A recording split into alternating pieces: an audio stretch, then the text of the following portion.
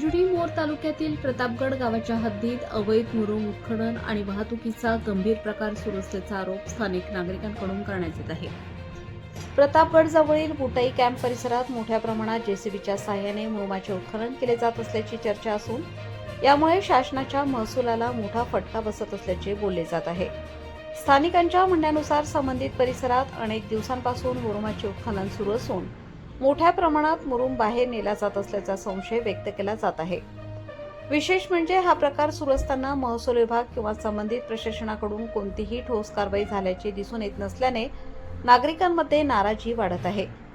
नैसर्गिक संपत्तीवर डल्ला मारून शासनाच्या तिजोरीला लाखो रुपयांचा फटका बसत असताना जबाबदार यंत्रणा नेमकी काय करत आहे असा संतप्त सवाल नागरिक उपस्थित करीत आहेत। अवैध उत्खननामुळे पर्यावरणीय समतोल बिघडण्याबरोबरच शासनाच्या महसुलाचेही मोठे नुकसान होत असल्याचे तज्ज्ञांचे मत आहे। स्थानिक नागरिकांनी प्रशासनाकडे प्रश्न उपस्थित करत विचारले आहे की जेसीबीच्या सहाय्याने मोठ्या प्रमाणात उत्खनन होत असेल तर संबंधित विभागांना त्याची माहिती नाही का, की माहिती असूनही दुर्लक्ष केले जात आहे। या प्रश्नांची उत्तरे मिळणे आवश्यक असल्याची मागणी होत आहे। अवैध मुरुम उत्खननातून नक्की कोणाचा फायदा होत आहे? उत्खनन केलेला मुरुम नेमका कुठे वापरला जात आहे? संबंधितांकडे वैध परवाने आहेत का? या सर्व बाबींची सखोल चौकशी करण्याची गरज व्यक्त केली जात आहे।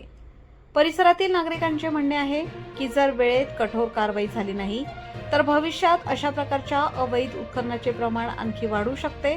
त्यामुळे महसूल विभाग, तहसील प्रशासन आणि खनिज विभागाने संयुक्त पाहणी करून सत्य परिस्थिती जनतेसमोर आणावी अशी मागणी जोर धरत आहे।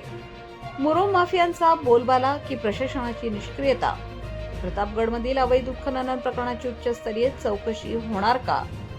आकाश नंदागवळी, गोंदिया जिल्हा प्रमुख।